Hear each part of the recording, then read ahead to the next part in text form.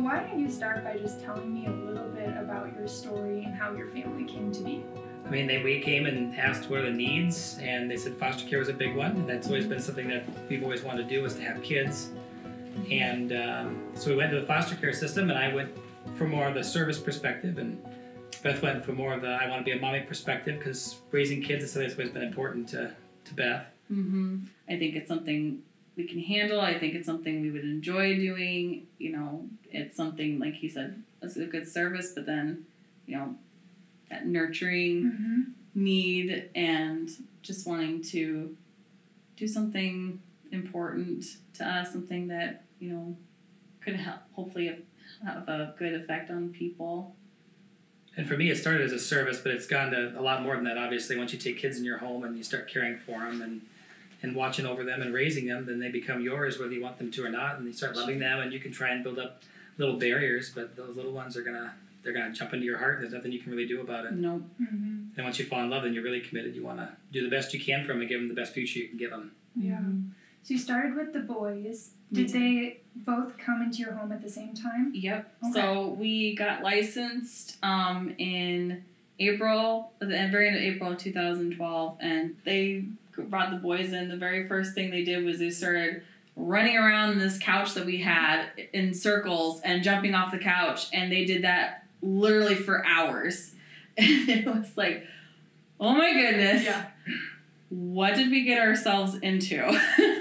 It was crazy. It was. And the first night, we got together and we said we were going to make dinner, but we weren't going to be in the room with them for their first dinner with our house. And so Beth made a big pot of mac and cheese, because what kid doesn't like mac and cheese? Right. Mm-hmm. And we served the mac and cheese, and we walked in the next room and started talking. And kind of stood back just to observe, you know, if they had any behaviors or anything. And so they didn't have very many words, and all of a sudden one of them started grunting and banging their thing against their plate against the table. And so he came around the corner to go in there, and his plate was empty. And so not thinking anything of it, I grabbed his plate and grabbed a scoop of macaroni and cheese and put it on the plate and set it down in front of him again. And we walked around the corner, and it was about half the time again, and he was already yelling and banging his plate on the table. And so this is really weird. So we come back in, and I did it a third time, and it was then that I finally had noticed that his younger brother, the 1-year-old, his plate had the entire pot of macaroni and cheese on it, that he was getting everything he could for his brother and banging that tray on the table, so he'd keep filling it, so every time we walked away, he could shovel it off onto his brother's plate to provide for him. Mm-hmm. And that's when you start realizing that the kids in the system need your help, because they're in a situation like that where the older one was so used to caring for his brother and providing everything, including food for his younger brother. He was 2 and had that level of responsibility that he was finding food for his brother wherever it was. Mm-hmm. And that just pulls at your heart. It really And how does. can you say no then to other kids who came through, and then you got Ariel? Mm-hmm. When we got her, we had actually taken a 1-year hiatus from taking kids, just so we can get our boys acclimated. We bought this house, and we're getting settled in them. And then we had a couple girls that came in. We were like, oh, I really want a girl. I think a girl would bring another dynamic to the house. It'd bring a calm to the house. And so when they called us for Ariel, and they told us, like, she had some extra medical needs. She was failure to thrive, and, you know, we'd have to work with the doctor and stuff. And, you know, when I saw her, she was so tiny, and she was so weak.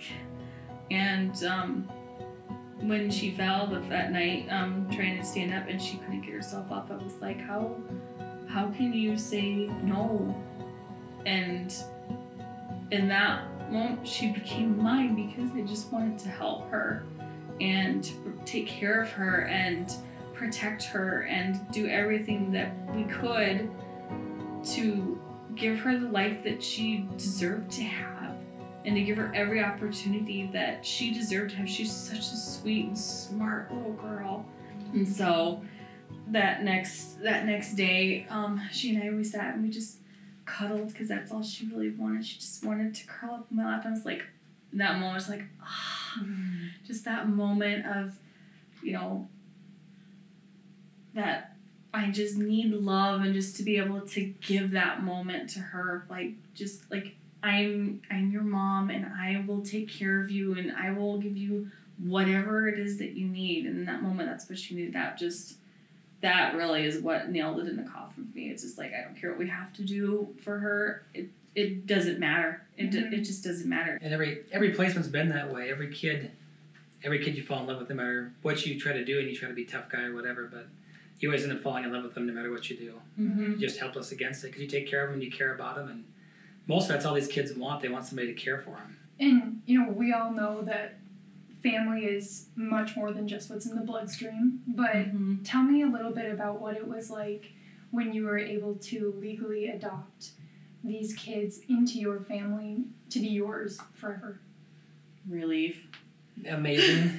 Yeah. I mean, with the boys, it was really special because we were all in the room together at the same time, and the judge was there, and when he was going through his spiel there behind the bench and was going through and laying out the standards for adoption, asking us if we wanted to be the adopted parents and getting our consent and going through all the legal requirements, it was at that moment that I realized that all of that was set up for that moment. That was the one time in my life, maybe twice now because of Ariel, but those are the moments in my life when I felt that I knew exactly that I was where I was supposed to be at that moment, that I was created for that time. And I've never felt it before or since the time that we adopted the boys, and then again when we adopted Ariel and we went to Eagle Butte and adopted her in front of the judge. And those two moments are defining in my life that I knew I was where I was supposed to be and what I was supposed to be doing. Was there ever a moment along this journey where you felt like you couldn't do it anymore, or like it was just too difficult to continue?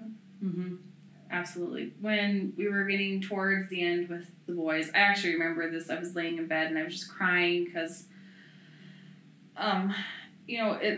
it can be very draining, especially when you're going through, the process of selecting if you're going to be that placement or not. It can be very emotionally taxing. Exactly. Exhausting. And I was laying in bed and I was just crying because, I was like, why does it have to be this? Why does it have to be this difficult? And I just remember a voice clearly saying, there is no other path that you could go on that is going to lead to what it is that you want but this one. And I've never had that happen before in my life. It was so clear.